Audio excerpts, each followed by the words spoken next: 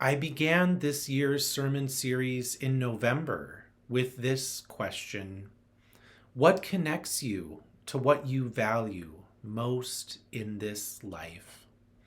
This year, that is what I am attempting to explore: the multiple ways we have to connect to our values through our actions, what I'm calling practices of connection, the things we do that draw our attention to what matters most.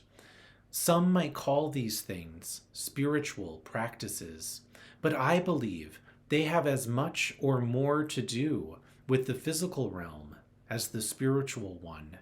When we practice something, we are doing it over and over again, maybe multiple times a day, or daily, or weekly, or maybe just for a season of the year or a season of our lives.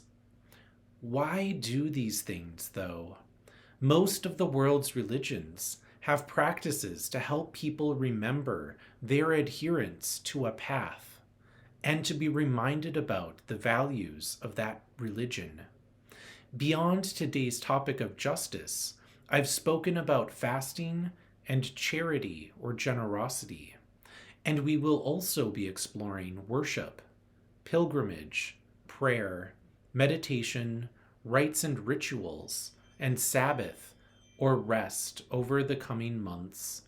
All of these turn up in different ways in religious life, but are often set aside or ignored when our lives and our calendars fill up with the various things of life.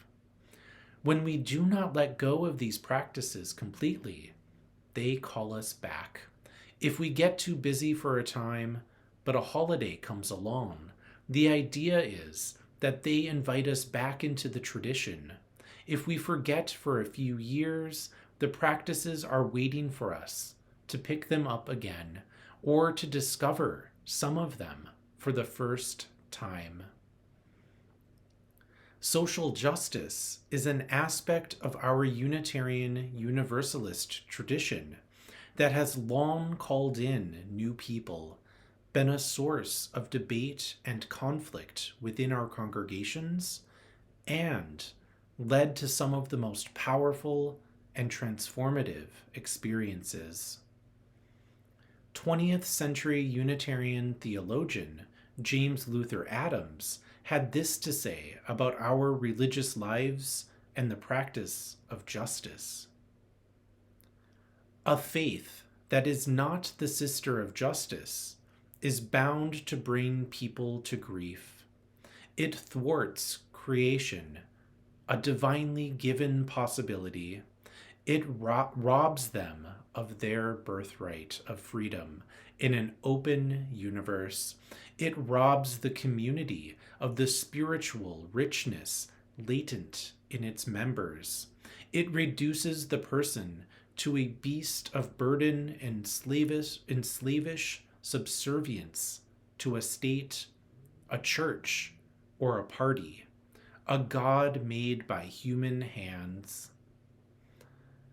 What we often lose sight of in the work for justice is that at its core, justice is about change. It is about transforming society from what it is now toward something more equitable than what we have now. Some of our justice work is about helping people survive in the unjust system. We help feed, house, and clothe those who are in need. We sometimes help with immediate relief during a disaster, such as a war or a hurricane. But to practice justice is to also question why people are in need of help in the first place. Why are incarceration rates so disproportionately targeting Black and brown bodies? Why are so many without food while so much food is wasted? Why are sources of air and water pollution allowed to continue to harm our neighbors? Again, often those with less economic and racial privilege. So part of the practice of justice is aiding survival during the present crises that exist. And part of the practice is to learn to question why, and to then seek information that tells us how things came to be this way. And the third part of the practice is particularly important and challenging. We then need to move toward change. If we are able to see that a problem exists, and if we have learned enough to ask deep questions as well as find some answers, we then need to move. James Luther Adams also wrote and spoke about the need to gather in order to bring about change.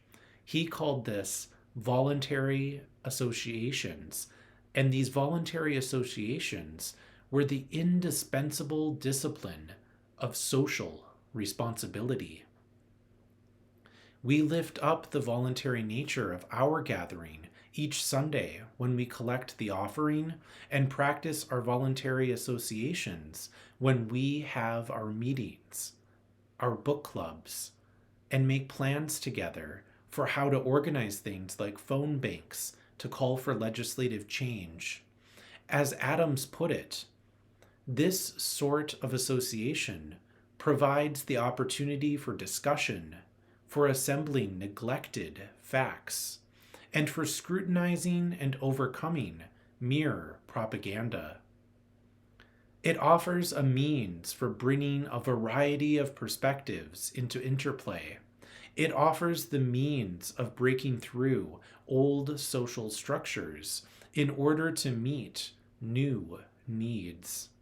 It is a means of dispersing power in the sense that power is the capacity to participate in making social decisions.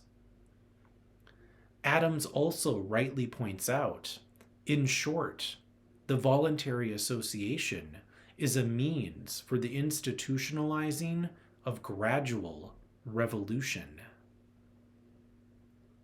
This is what I mean when I say, after we notice and question and learn, we then need to move. But we need to move with others. And here is where the practice is connective rather than isolating. We can learn and question and notice pretty well by ourselves or in a group. But to make change, we need more people because the injustices of the world are created by the many, and it takes many to change them. Justice is a practice of connection as well, in that in order to even imagine what a world that is just might look like, we need to go beyond our own experiences.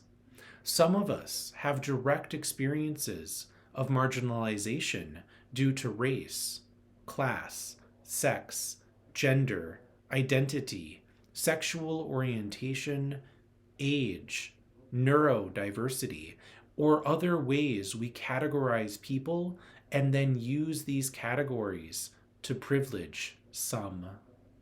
Our personal experience gives us a place to begin, and no matter what, we need empathy to expand the circle wider still.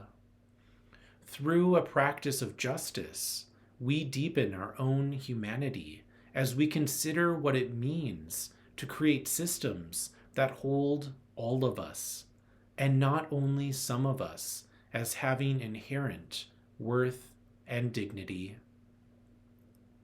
This is where we pick up Reverend Teresa Soto's words from today's reading about what it means to prevail.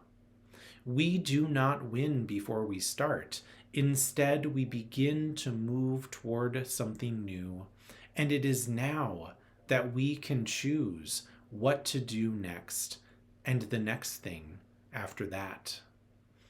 Reverend Soto's words. You could not know before right now what this moment would call for.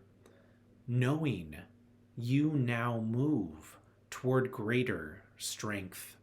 Knowing this very moment, you teach yourself and your communities what and how we shall be more able, not simply to survive the day, but also to take the future back in your own hard-working hands for communal resistance and possession. You will prevail if you commit, doing the next thing because it is next, moving toward greater strength, building the skills it takes to heal the aching world. Here we create the practice of justice through commitment of living a life that shows up to the world as it is, and to know that we can do better, not in an intellectual way, but in a deeply religious way, a way that hopes for a world we can create together that has never before existed, and we still believe is possible. We know, too, that this project of humanity has taken millennia to build and will take longer than any here today will see to come to fruition. But that is not a reason to despair or to fail to do our part right now. In this way, our voluntary associations, which Adams describe, have an even more important role to play. While they are sources of gradual revolution, they are also sources of incremental immortality for the ideas we put forth into the world. Through organizations and associations, we pick up the work of previous generations, add what we can now, and place those hopes for revolution in a place to be continued by our children and our children's children. This is why so often the freedom of association is the first freedom to be taken away. It is a way to gather, organize, and put power into action. It is my hope that we each reflect on where to add our individual power for transforming this world together. Where do we want to move toward with the days of our lives? And how will we commit to that vision of the world over and over again when we are asked to accept things as they are? May we find our answers and work for change together. So may it be.